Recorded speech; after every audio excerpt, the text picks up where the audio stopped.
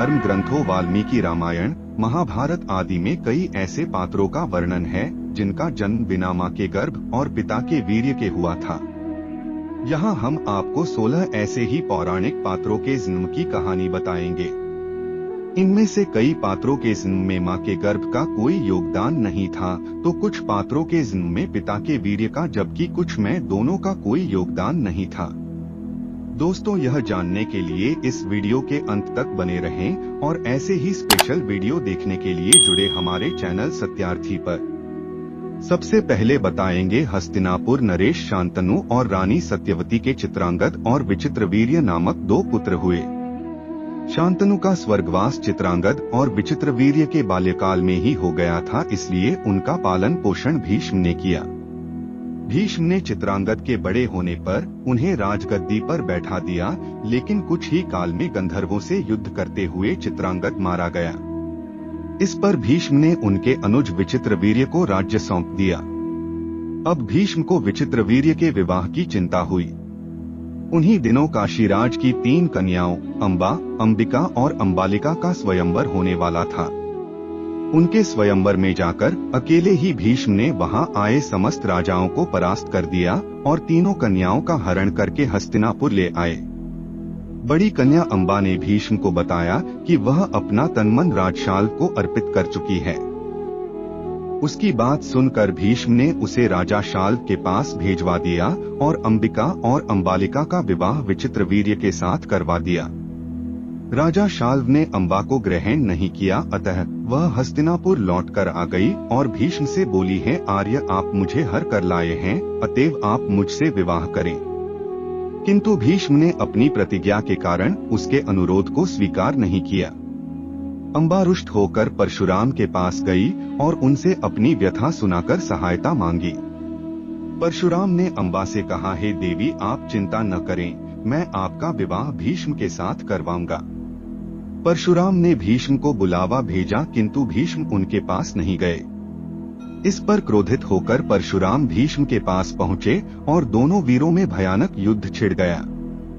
दोनों ही अभूतपूर्व योद्धा थे, इसलिए हार जीत का फैसला नहीं हो सका।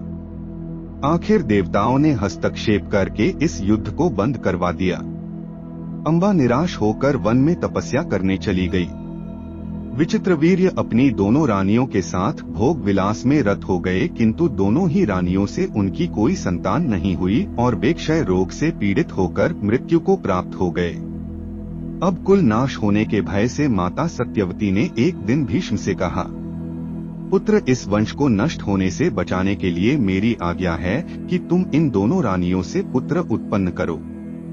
माता की बात सुनकर भीष्म ने कहा, माता मैं अपनी प्रतिज्ञा किसी भी स्थिति में भंग नहीं कर सकता। यह सुनकर माता सत्यवती को अत्यंत दुख हुआ। तब उन्हें अपने ज्येष्ठ पुत्र वेदव्यास का स्मरण किया। स्मरण करते ही वेदव्यास वहां उपस्थित हो गए। सत्यवती उन्हें देखकर बोली, हे पुत्र तुम्हारे सभी भाई निसंतान ही स्वर्गवासी हो गए, अतः मेरे वंश को नाश होने से बचाने के लिए मैं तुम्हें आज्ञा देती हूँ कि तुम नियोग विधि से उनकी पत्नियों से संतान उत्पन्न करो। वेदव्यास उनकी आज्ञा मानकर बोले, माता आप उन दोनों रानियों से कह दीजिए कि वो मेरे सामने से निवस्त्र होकर गुजरें, जिससे कि उनको गर्भ धारण होगा। सबसे पहले बड़ी रानी अंबिका और फिर छोटी रानी अंबालिका गई, पर अंबिका ने उनके तेज से डरकर अपने नेत्र बंद कर लिए, जबकि अंबालिका वेदव्यास को देखकर भय से पीली पड़ गई।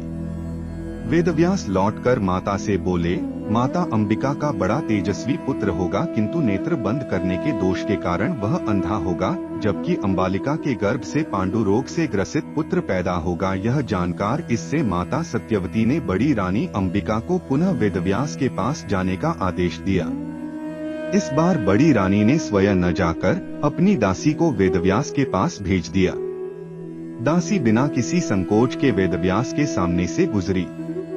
इस बार वेदव्यास ने माता सत्यवती के पास आकर कहा, माता इस दासी के गर्भ से वेद वेदांत में पारंगत अत्यंत नीतिवान पुत्र उत्पन्न होगा। इतना कहकर वेदव्यास तपस्या करने चले गए। समय आने पर अंबिका के गर्भ से जन्मांध धृतराष्ट्र अंबालिका के गर्भ से पांडु रोग से ग्रसित तथा दासी के गर्भ से धर्मात्मा विदुर का जन्म हुआ। अब बताएंगे कौरवों के जन्म की कथा। मित्रों, एक बार महर्षि वेदव्यास हस्तिनापुर आए।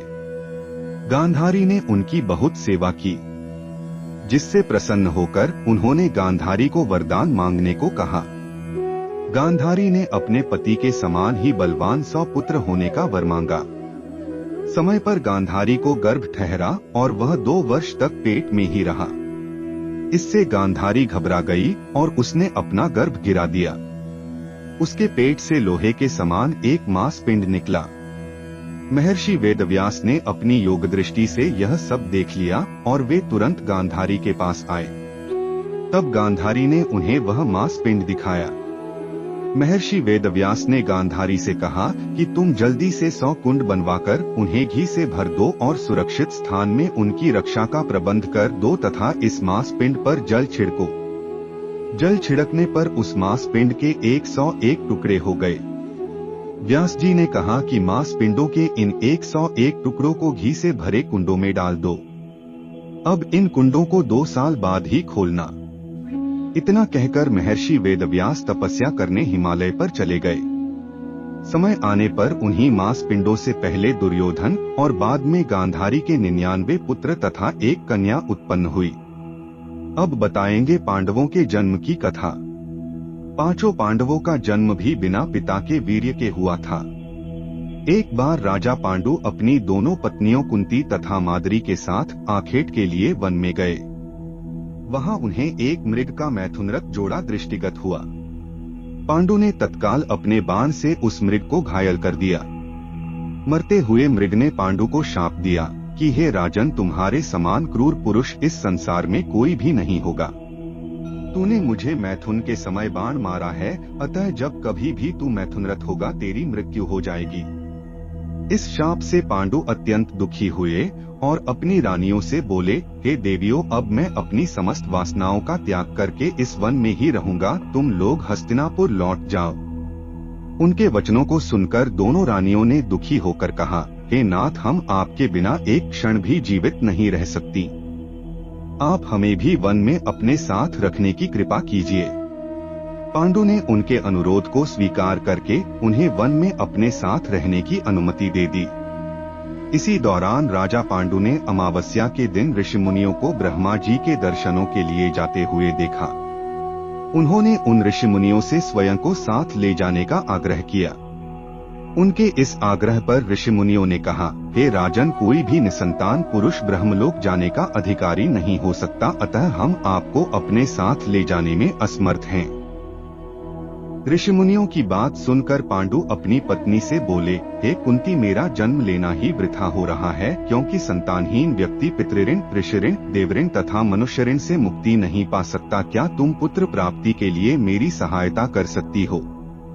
कुंती बोली, हे आर्यपुत्र, दुर्वासा ऋषि ने मुझे ऐसा मंत्र प्रदान किया है जिससे मैं किसी भी देवता का आह्वान करके मनोवांछित वस्तु प्राप्त कर सकती हूँ। आप आज्ञा करें, मैं किस देवता को बुलाऊं? इस पर पांडु ने धर्म को आमंत्रित करने का आदेश दिया। धर्म ने कुंती को पुत्र प्रदान किया जिसका नाम युधिष्ठिर रखा गया। कालांतर में पांडु ने कुंती को पुनः 2 बार वायुदेव तथा इंद्रदेव को आमंत्रित करने की आज्ञा दी। वायुदेव से भीम तथा इंद्र से अर्जुन की उत्पत्ति हुई। तत्पश्चात पांडु की आज्ञा से कुंती ने माद्री को उस मंत्र की दीक्षा दी। माद्री ने अश्वनी कुमारों को आमंत्रित किया और नकुल तथा सहदेव का जन्म हुआ। मित्रों, अब बताएंगे राम, लक्ष्मण, भरत और शत्रुघ्न के जन्म की कथा। मित्रों, दशरथ अधेड़ उम्र तक पहुंच गए थे, लेकिन उनका वंश संभालने के लिए उनका पुत्र रूपी कोई वंशज नहीं था। उन्होंने पुत्र कामना के लिए अश्वमेध यज्ञ तथा पुत्र कामेष्टि यज्ञ कराने का विचार किया। उनके एक मंत्री सुमंत्र ने उन्हें सलाह दी कि वह यह यज्ञ अपने दामाद श्रृंगी ऋषि से करवाएं। दशरथ के कुल गुरु ब्रह्मर्षि वशिष्ठ थे। वह उनके धर्म गुरु भी थे तथा धार्मिक मंत्री भी। उनके सारे धार्मिक अनुष्ठानों की अध्यक्षता करने का अधिकार केवल धर्म गुरु को ही था।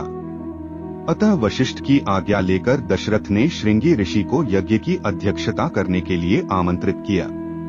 श्रृंगी ऋषि ने दोनों यज्ञ भली भांति पूर्ण करवाए तथा पुत्रकामिष्टि यज्ञ के दौरान यज्ञ वेदी से एक अलौकिक यज्ञ पुरुष या प्रजापत्य पुरुष उत्पन्न हुआ तथा दशरथ को स्वर्ण पात्र में नैवेद्य का प्रसाद प्रदान करके यह कहा कि अपनी पत्नियों को यह प्रसाद खिलाकर वह पुत्र प्राप्ति कर सकते हैं। दशरथ इस बात से अति प्रसन्न हुए और उन्होंने अपनी पट्टरानी कौशल्या को उस प्रसाद का आधा भाग खिला दिया। बचे हुए भाग का आधा भाग अपनी दूसरी रानी सुमित्रा को दिया। उसके बचे हुए भाग का आधा हिस्सा उन्होंने कैकेयी को दिया। कुछ सोचकर उन्होंने बचा हुआ 8वां भाग भी सुमित्रा को दे दिया। सुमित्रा ने पहला भाग भी यह जानकर नहीं खाया था कि जब तक राजा दशरथ कैकेयी को उसका हिस्सा नहीं दे देते तब तक वह अपना हिस्सा नहीं खाएगी। अब कैकेयी ने अपना हिस्सा पहले खा लिया और तत्पश्चात सुमित्रा ने अपना हिस्सा खाया। इसी कारण राम कौशल्या से, भरत कैकेयी से तथा लक्ष्मण व शत्रुघ्न सुमित्रा से जन्म हुआ। पवन पुत्र हनुमान के जन्म की कथा। पुराणों के कथानुसार हनुमान की माता अंजना संतान सुख से वंचित थी।